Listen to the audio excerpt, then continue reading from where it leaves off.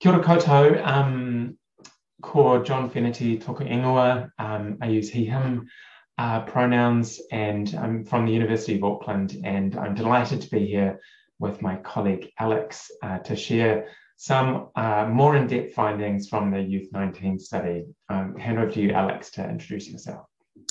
Kia ora tātou, ko Alex toku ingoa. I also use he, him pronouns. And yeah, it's a delight to be presenting alongside John on the Youth 19 findings. I did a little bit of research assistant work back in 2018, 2019 around for Youth 19, and so have been part of the development of sort of updating the questions around gender diversity and how we collect data around our trans, non-binary, gender diverse young people. So yeah, I'm excited to be presenting. I'm glad we get to do it together because we did quite a lot of advocacy around some of these items. So it's awesome to be doing that. In terms of the Adolescent Health Research Group, which is where the Youth 19 sits, you can see here that it's across a bunch of universities with a bunch of people. And of course, this round has been led by Terry Ann Clark and Terry Fleming, who have obviously got a really big name for getting transgender health issues for young people a lot of airtime. Alex. Yes, so this is actually the fourth survey, or the fourth wave in the Youth 2000 series. So it started in 2001. We're going to be focusing on the data that's come out of the 2019 wave of the survey. So as you can see here, what's slightly different to this data is that participants were from the northern regions of Aotearoa, so Northland, Auckland and Waikato. And the previous surveys, to my knowledge, have been collecting data from all across the country. So there's a slight difference there in the range of regions. In terms of our presentation today, we're going to be focusing in specifically on the participants who were identified as being transgender, non-binary, or who are not sure of their gender, as well as comparing them to the cisgender students. When I say we're identified, this is because it turns out it's not that simple to construct these groups. And in Youth 19, we used a range of questions to identify the transgender, non-binary and questioning or unsure group. All students were asked an initial question, which was, how do you identify? To which they could say they identify as a boy or a man, I am a girl or a woman, or I identify in another way. All students also got asked, are you or might you be transgender or gender diverse? By this we mean that your current gender is different from your gender at birth, e.g. trans, non-binary, queen, whawhawhine, whakawahine, tangata iratane, gender fluid or gender queer. If a student answered yes to that question, or they answered I identify in another way, they were then asked which of the following best describes you, which you can see on the slide here. Any responses that they selected from the blue responses meant that that participant was coded as trans or non-binary. If they selected the yellow response, they were coded as unsure. If they wrote something else, they were recoded appropriately. And if they said they didn't understand the question, they were coded as cisgender, because we felt that the majority of transgender and non-binary or questioning young people would have a strong sense about what this question meant, especially having just answered the question about are they transgender themselves. From that, the sample that we are talking about are 78 students who are trans or non-binary, and that makes up 1% of the sample, and those who are unsure, which is about 0.6% of the sample.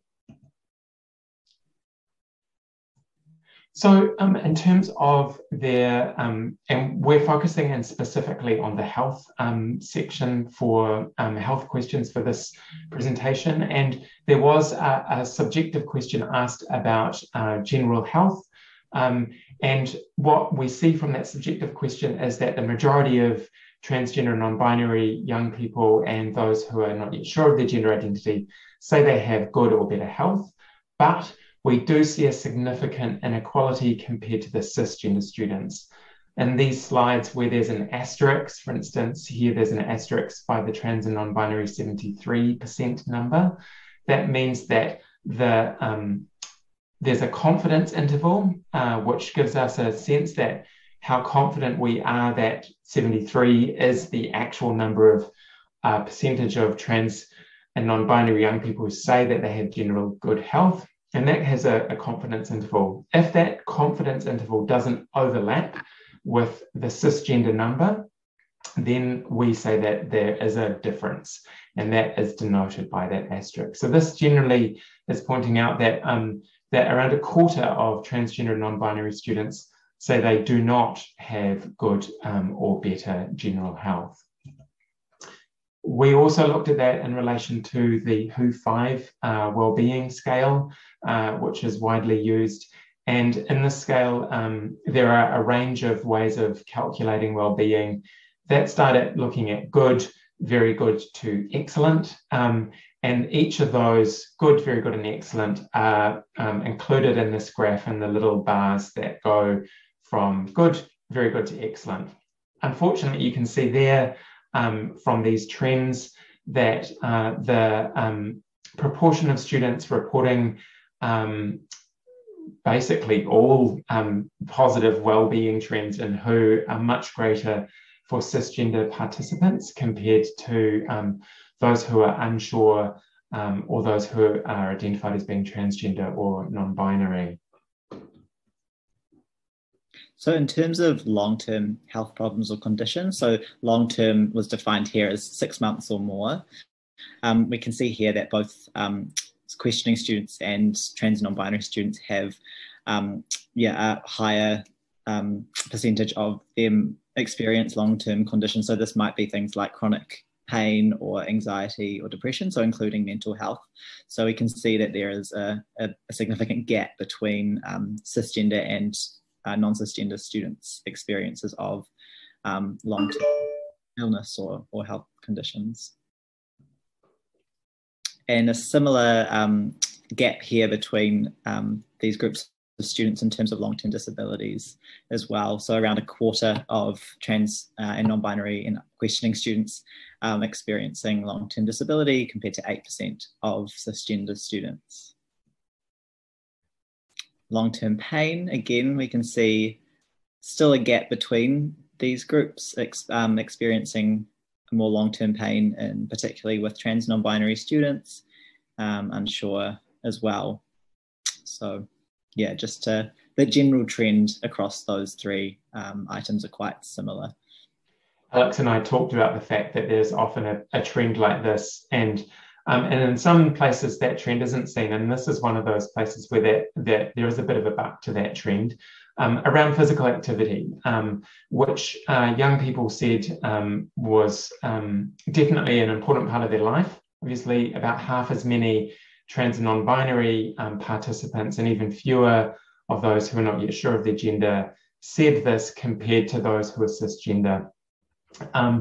Interestingly, though, when we looked at vigorous physical activity 4 or more times a week, you'll see that actually there was crossover in those numbers for cisgender and trans and non-binary young people. So there doesn't seem to be a major difference in that, but there is a disparity there for those who are not yet sure of their gender.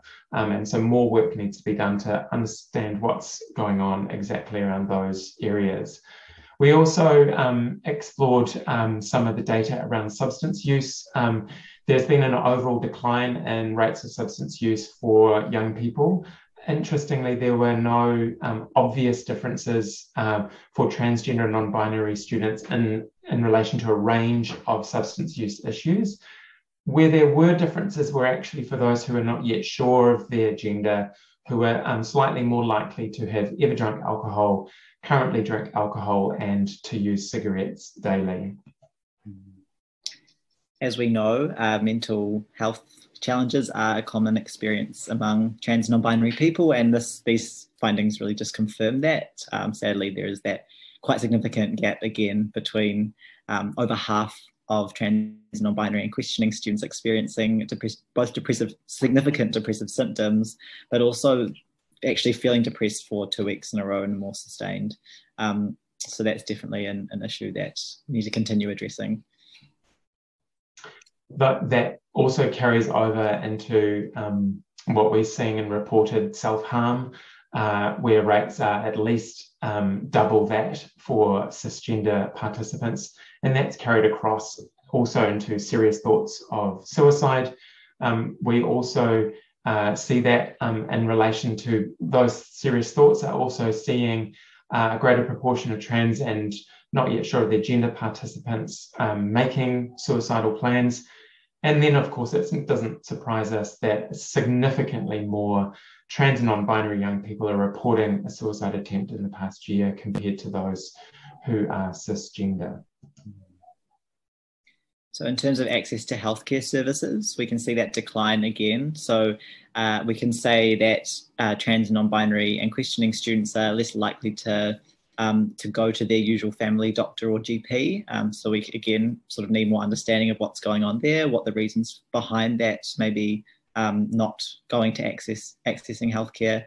And it's interesting that, there's actually a higher number of trans students proportionate to cisgender students who are actually going to school health clinics, which again is interesting to maybe ask why that might be, and the role that school health has in supporting those students as well. Yeah, and again, as this sort of suggests from the other slide, that sometimes actually more than half of trans and non-binary students are unable to access the healthcare when they need it. So there's a high unmet health need amongst this population, and that's also quite concerning that that's more than double the rate of cisgender students as well. On a positive note, there's a really similar percentage here of we've got straight students and also sexual minority students in gender. So there's a slightly higher numbers in terms of our rainbow young people participating or in their communities. So that's really positive and, can be, celebrated.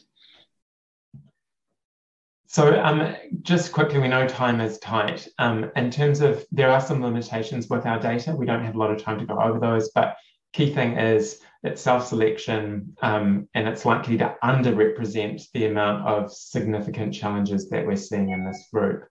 In terms of some key conclusions and recommendations, it's clear that disparities remain for transgender and non-binary students, and we've seen those since 2012 when that transgender question was included.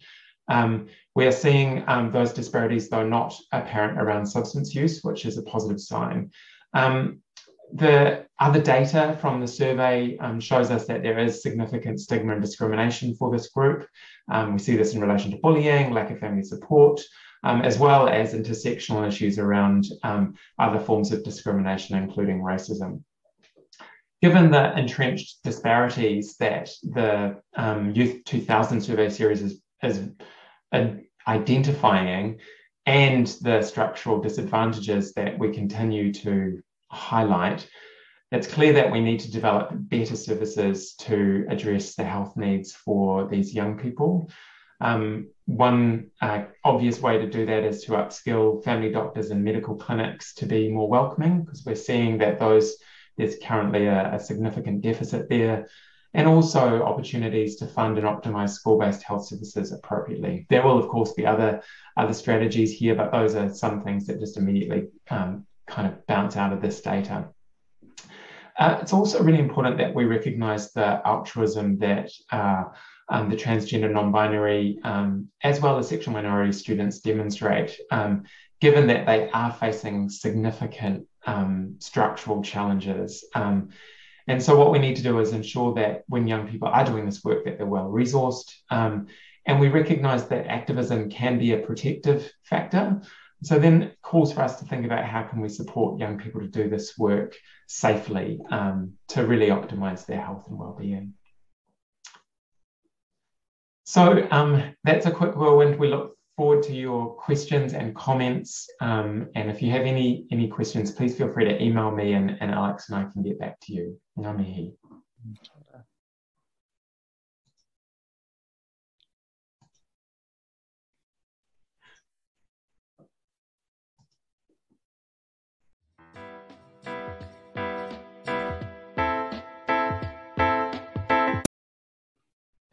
Kia ora koutou. Ko John Fenaughty tōku ingoa. I'm here with my colleague Alex Carr to introduce the preliminary sample from Identify, where we're hoping to generate some ideas about priorities and partnerships going forward. Identify is a large anonymous survey that was directed towards young people aged 14 to 26 who are in the Whakatapui, Rainbow, LGBTQIA+, MVP, FAF+ communities. It's a community and academic partnership. The community partners include InsideOUT and Rainbow Youth. And there are a bunch of academics who you'll see on the last slide from a range of universities as well as other organisations. It's been developed over the last couple of years. It was disrupted by the COVID restrictions, but it included a bunch of focus groups with people around the motu about what they wanted to see included. It has been funded by the University of Auckland with a little bit of funding from the Rural Foundation. It just closed at the end of September after around sort of 6 months in the field. And we're really grateful to all those who helped to share the word about the survey. We have had over 4,000 people Rainbow people who have fully completed the entire survey, and over 5,000 who have completed partial amounts of the survey.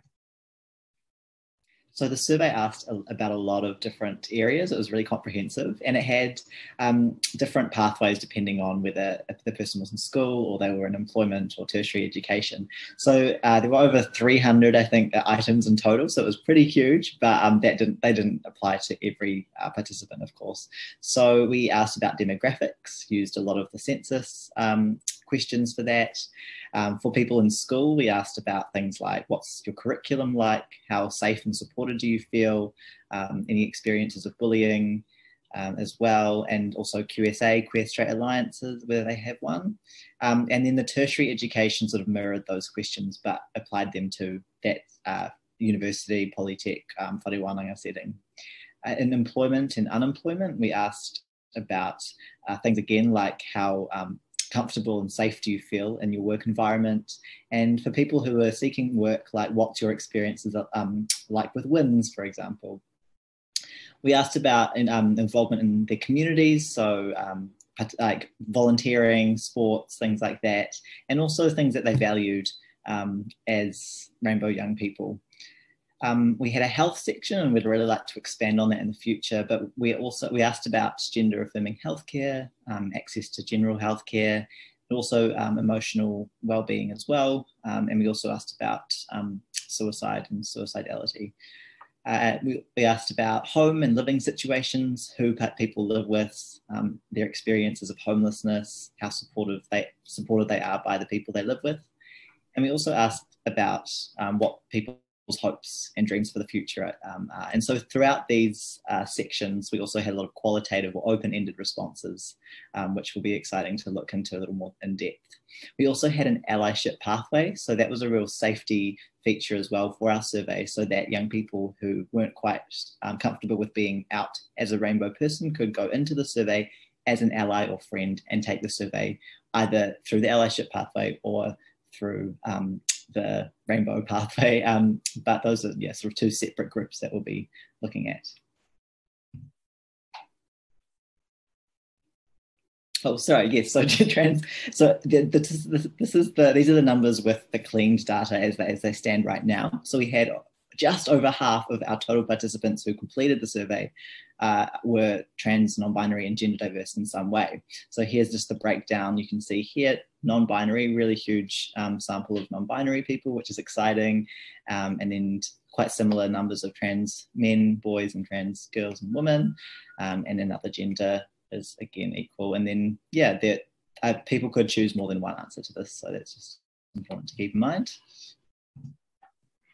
In terms of the ages, one of the things with Identify was that we wanted to explore what was happening for young people, not only in the secondary school age, which obviously is the Youth 19 kind of catchment, but also those who had left secondary school and were either beginning tertiary education or moving into the workforce or seeking work. And so we included those up to the age of 26. So those, and you see there's a big bunch in that secondary school age, but really excellent to see good coverage around those aged 18 to 21 and 22 to 26. We had some really good spread around ethnicity. Pākehā European, still very dominant at around 2/3 of the sample, but some very good representation across a range of ethnicities. We had participants from all 19 regions in Aotearoa, so that's been really exciting, and it won't surprise you to see some of those big representations from high density areas. So we've already been using some of the survey data, which is really exciting because it's, this is the point of the data. We want to use this as much as we can to improve rainbow young people's wellbeing. So one of the ways that we've done this so far is we use the data from the gender affirming healthcare section of our survey and created a counter message to a particular email that was sent out to a lot of secondary schools across Aotearoa, sort of with sort of trans exclusionary messages. So we countered that by saying, presenting the findings actually around that, young people are for whom gender affirming healthcare like hormones and puberty blockers are important, that actually has a massive impact on their well-being and ability to live fulfilling lives. So that's just one example that we've, the ways in which we've used the data so far. Some other ways that we've used the data so far won't surprise many of you in the audience around the recent bills that have been before Parliament. Because we have so many participants in each particular group, it gives us the ability to say that this isn't so much just a biased sample from Auckland or from secondary school students, but we can say across the country, we have this many people over these many ethnicities with these many identities that are experiencing particular things. Some of those things may be experiences of conversion practices. We were able to submit on the basis of a broad range of young people what their experiences were, how insidious and indirect some of those were from the qualitative comments that Alex really was able to dig into and flush out some of those kinds of ideas. The importance of families and parents in this space and associations with poor mental health outcomes. We also used it around the BDMRRA submission as well, just really highlighting some of the data from 14 and 15-year-olds who are under 16, and we had over 400 of them that we could use to create an important picture for the select committee around why requiring parental consent for that group would be inappropriate. So we could advocate for other measures for those young people.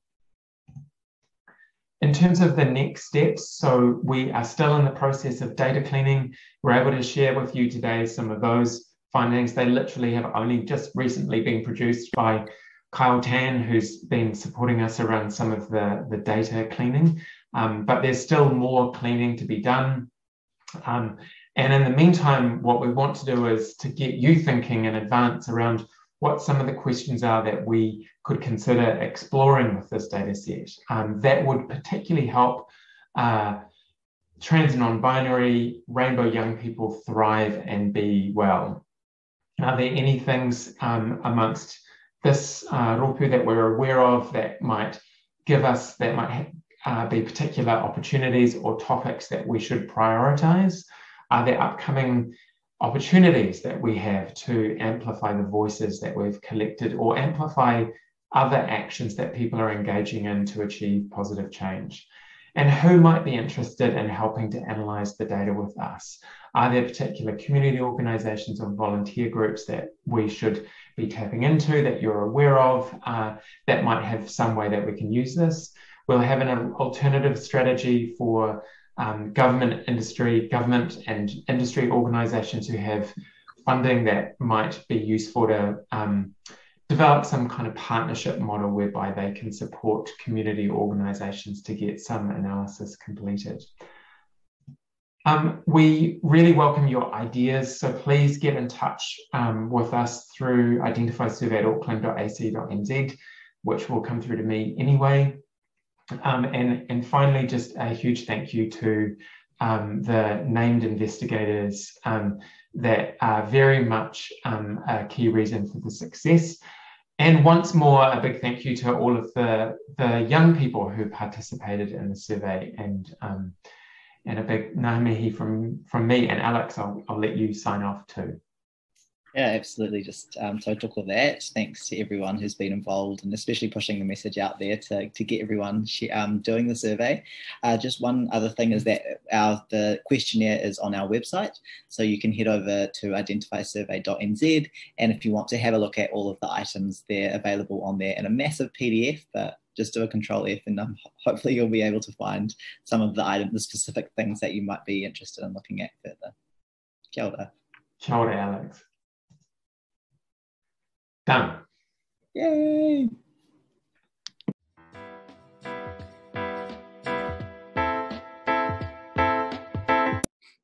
Kia ora koutou katoa. My name is Petazae Thoms. I'm the School Services Manager for InsideOUT. I work with InsideOUT to support the team of school coordinators that we have to support schools to be more inclusive spaces while rainbow rangatahi. My pronouns are he, him, and ia, and it's really great to be a part of PATHA.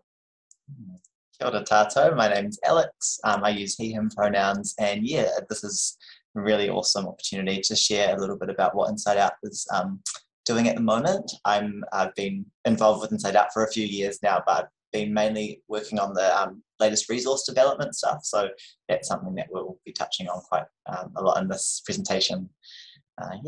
So I guess our presentation is about how we create communities of care for our trans, non-binary, gender diverse students at school, but thinking more broadly about wherever you come from, whatever your background is, what role, or like how you can connect with InsideOUT and with young people to create those spaces, focusing on their experiences at school. So essentially what InsideOUT does is that we want to empower and provide people who work within schools and people who work with schools to have that knowledge and the skills to create those more inclusive environments for our rangatahi, and also for our rainbow staff and rainbow whānau as well. Ways that we do that is by providing resources for them. We also empower and support schools to start rainbow diversity groups.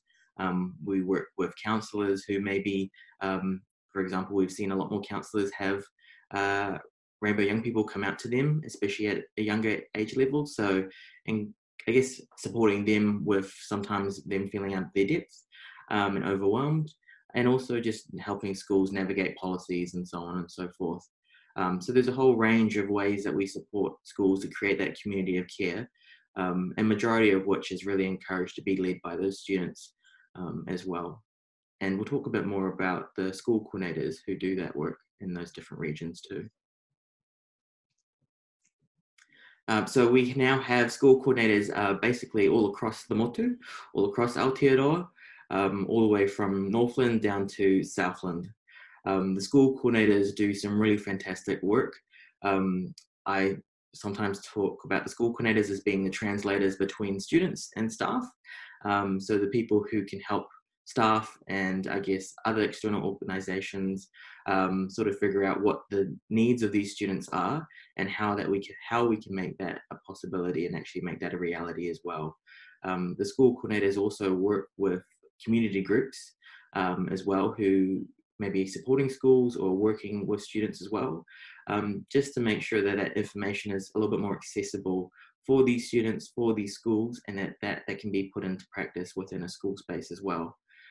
So yeah, if you'd like to get in touch with a school coordinator in your region, please feel free to head to our website and you can find their contact details there, and they would be more than happy to support you in regards to the mahi that we're doing and that you plan to do with your school. You may be familiar with some of the resources that InsideOUT provides already, But we're really excited to be presenting some new and to be released very soon resources that we've had support from the Ministry of Education with developing. So I'll run you through a few of these now. So there are three main ones which are going to be released very shortly. So this is a bit of a sneak preview. But the first is our second edition of Making Schools Safer. So in 2016, we published a first resource, which we've now updated with relevant and comprehensive information about all the different ways that schools can support transgender, diverse and also intersex students. So we've been lucky enough to work with ITANS to develop some of the content around that as well, which is hopefully going to make education around intersex students and their needs more visible as well.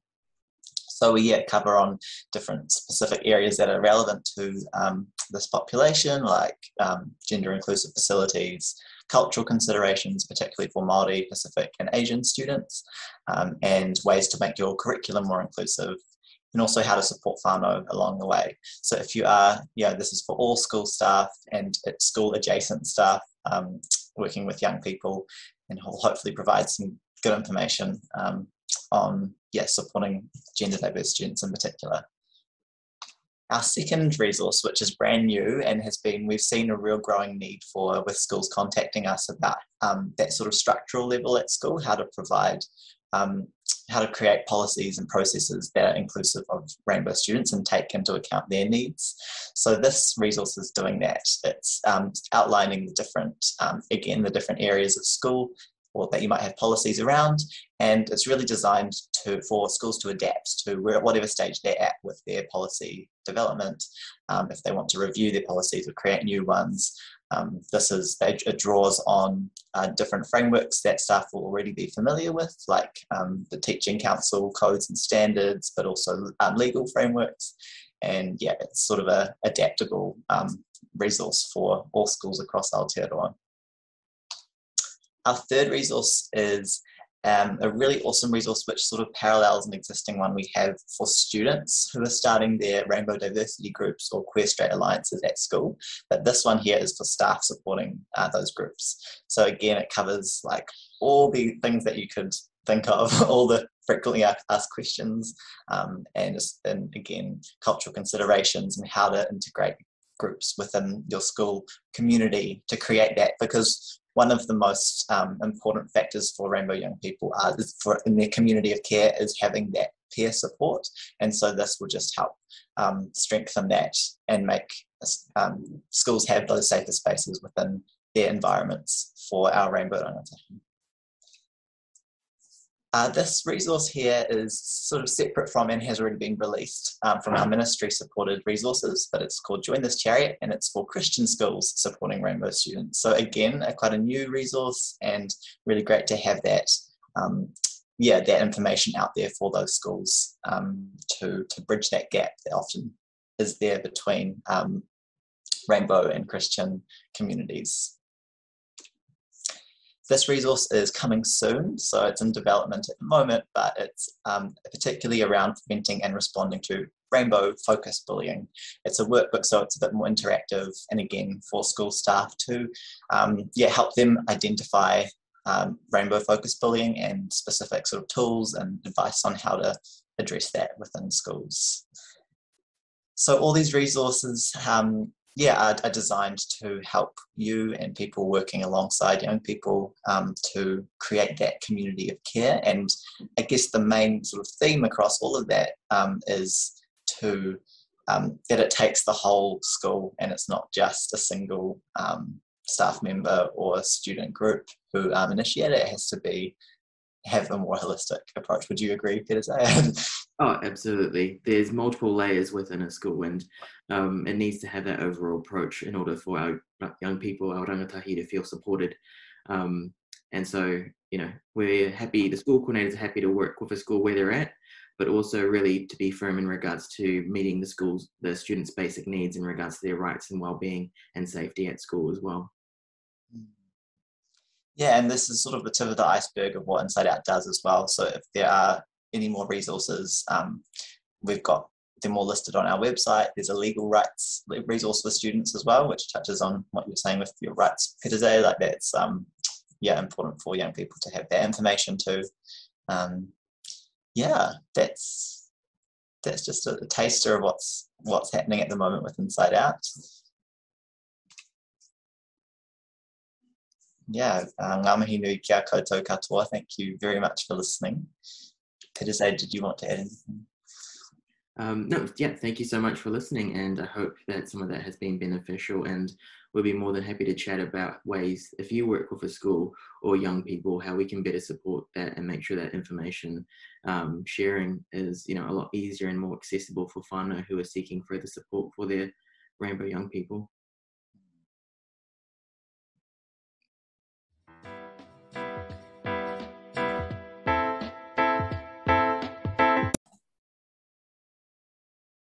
Tēnā koutou katoa. Today I'd like to tell you about a research project that I'm currently doing on the experiences of parents of gender diverse children in Aotearoa. I'm presenting alone today, but I also want to acknowledge the contribution of Isaac Morrison-Young, who's working with me on the project and who's also here at the conference. Previous international research has found that family support is protective for gender diverse young people, improving their well-being and increasing their resilience in facing challenges outside the home. One aim of the Counting Ourselves survey was to explore how support from whānau or others might protect gender diverse people against the impacts of stigma, discrimination and violence. But the survey format and quantitative data doesn't allow for exploring these factors in more depth. So to understand what family support looks like in practice, qualitative research is needed on parent experiences to better understand how to support them in supporting their kids. There's been no academic research on this in Aotearoa to date, but I want to acknowledge this great resource by Elizabeth Kerekere, which is based on interviews with 7 takatapui young people and their whānau talking about their experiences.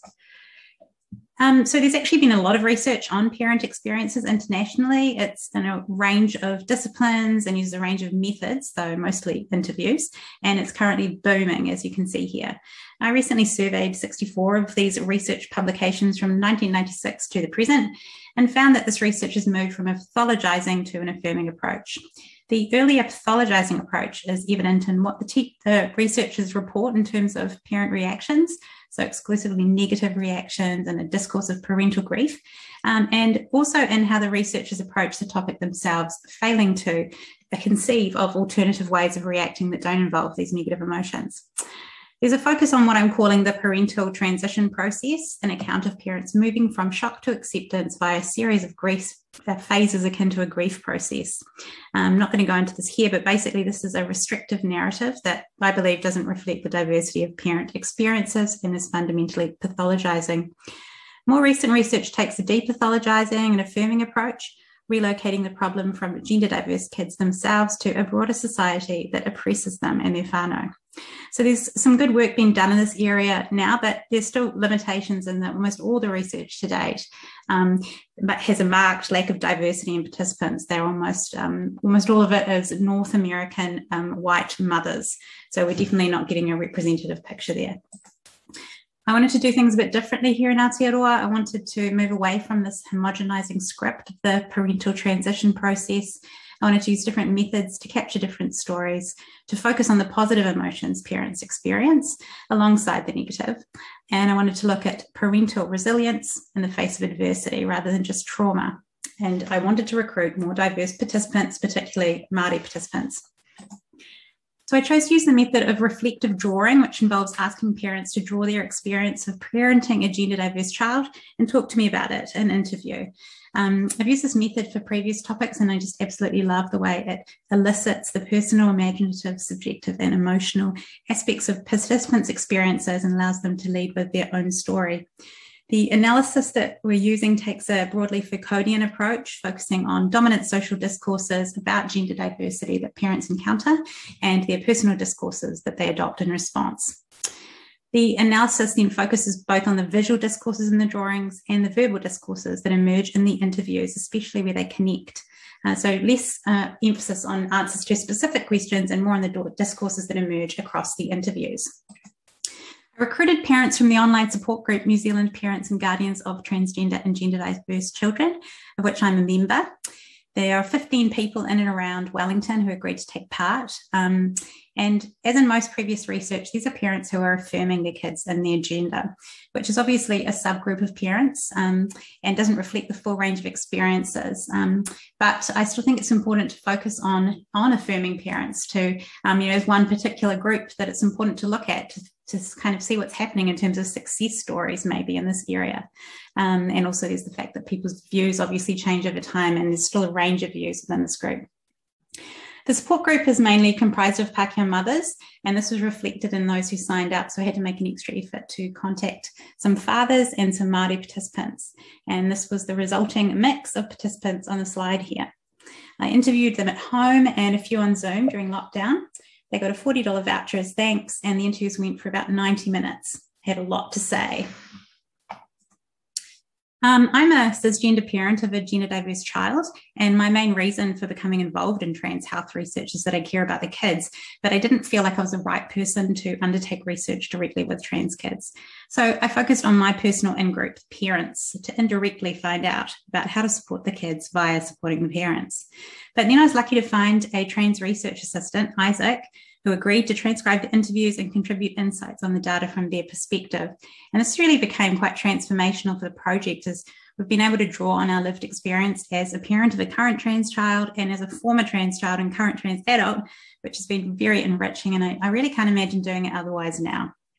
I am Pākehā and Isaac is Takatapui, which also influences our respective outlooks on the experiences of the participants and all the various intersectionalities involved. We've been analysing the material together via discussion on Zoom calls, emails, each writing our own separate notes on reactions to the interviews before sharing them, and even drawing our own drawings of our experiences. And I think that our understanding of the data is way richer as a result. So these days, researcher positionality statements are often included in research in this area, which is great. They say things like what I've just said about the gender and ethnic makeup of the research team and how they work together. But what they don't talk about so much or gloss over is the huge emotional impact of engaging in qualitative research on this topic when you have lived experience. There were times when I was interviewing people and I had intense reactions of disgust, anger, fear, and horror as parents told me about what their kids had been through, and I related them to my own child and their experiences. Sometimes the parents expressed strong emotion too, crying and telling me about suicide attempts of their children, self-harm, depression, and so on. And when transcribing the interviews, my research assistant also often felt overwhelmed relating the material to their past experiences. So there has been a lot of emotion in this project, and I don't want to hide that because I think it's actually central to it, and it would be wrong to erase it, and also that this emotion can be part of the impact of the project among those who hear about it as well. So it can be something that, really reinforces the need for this kind of research. Okay, so we've only done 8 of the 15 interviews because of Delta now, so we're finished, but we're finishing them shortly in the next few weeks. I'm just going to focus on some preliminary results here, and particularly the visual metaphors that are coming out in the drawings and the drawing descriptions. First one, several participants drew a mix of storm clouds and rainbows, as I did in my own drawing at the bottom here, which I drew before I started the interviews. Here in these drawings, the storm clouds represent fear or uncertainty regarding transphobic discourses in broader society, which are often at a distance from the family circle. The rainbows represent counter discourses of gender affirmation, sometimes shown external to the child in the broader environment, as in the drawing above, and sometimes inherent to the child, as in my drawing at the bottom, in which case they represent the resilience of the child in the context of an oppressive, broader social environment. Here we see 2 strikingly similar drawings of a maze. The participant who drew the one on the left described his drawing as being about the different paths he and his wife had taken towards accepting their child. It was easier for him at the beginning, so they couldn't travel together, and he drew them at opposite sides of the page, with their paths crisscrossing at different points as they sought to make their way towards their son in the middle. They got there, and he said that this was the most transformative experience of his life. The drawing on the right also represents personal transformation, in this case, growth and knowledge.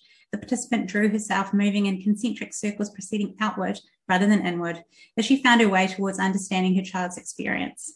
It's bright, it's rainbow coloured, and it's a fundamentally positive stance on parenting a rainbow child. Several participants drew stick figure families to show how gender ideologies on their whānau had changed. The drawing at the top depicts a shift from a traditionally gendered family to something else. This participant drew a mum and dad and 2 kids, even though he had 4 kids, so this was symbolic of the normative family unit. Below, the drawing I just talked about shows 2 traditionally gendered parents, one pink, one blue, and this participant referred to a seismic shift having occurred within the family. He noted that this might not have been the case for people who had more expansive gender norms from the get-go, and indeed, the drawing on the right, which was drawn by the one gender diverse parent, represents a gender-neutral family that they had strived to create from the beginning. No one's visibly gendered, everyone stands side by side on the same level, and no shift is required. The participant observed that while their drawing might look soulless, it reflected actually a refusal to impose gender norms on their children and not to intervene in their subjectivity. There was a couple of interesting ones that were also quite stark. This person just drew a single word, parenting, and another parent refused to draw at all. I'd given her the instruction in advance before the Zoom, and despite thinking about it for some time, she could not think of one image that would capture the experience. So what's interesting here is both these parents asserted there was nothing distinctive about the experience of parenting a trans kid. So in doing so, they were resisting pathologizing discourses that present trans kids as somehow different or wrong and constructing counter discourses of normalization. This blank page is not empty, but full of possibilities. Last metaphor here, I've got a participant who drew herself holding her child's hand as she gazed proudly upon them, both encircled in a heart. There's an image of the world signifying broader social discourses in the background, but their love is in the foreground. And together they're all conquering. Someone else commented that parenting their child was like any child, guiding them along a path. It's just in this case, you don't know where the path is going. So here parents were constructing what gender-affirming parenting meant to them, basically being led by their child, holding their hand, walking with them, but not being guided by their own preconceived ideas of them, which reflects a middle-class discourse of child-centered parenting. So, like I said, we're really just getting going on analysis, but some overall patterns that are coming up include that there's a complex blending of gender discourses and parenting discourses in the drawings and interviews, which highlights the nature of parenting as a highly gendered project. But we can clearly see that gender diverse children challenge these dominant norms, and in this sense, queer kids can also trigger queer parenting. Just to conclude, I knew from my own experience that parenting a gender diverse child can be joyful and positive, and it was really inspiring to hear about the love and support that these people were providing to their children. It gave me hope for the future. And the one way they do this is by constructing these discourses as a form of discursive resilience and promoting the needs of their child, among others that they know, which can have quite big impact. So parental support does seem to be protective, but the children involved are nevertheless experiencing immense trauma and suffering outside the home. Parental support may be protecting them, but they are only just surviving. There was, I knew about this from the statistics, but hearing in every single interview what children are going through in terms of the stigma and discrimination they encounter was really so upsetting. So we still have so much work to do, obviously, to address this broader discursive environment that remains so dangerous and harmful to our kids. Okay, next step, I want to make an illustrated resource for parents and the results of the project. Next year, I'd love to expand the project to a national level and maybe include gender diverse young people as well by having another trans research assistant perhaps helping me with that. So I'd love to hear your advice and feedback, any ideas about ways it might be interesting to expand the project. Thanks so much.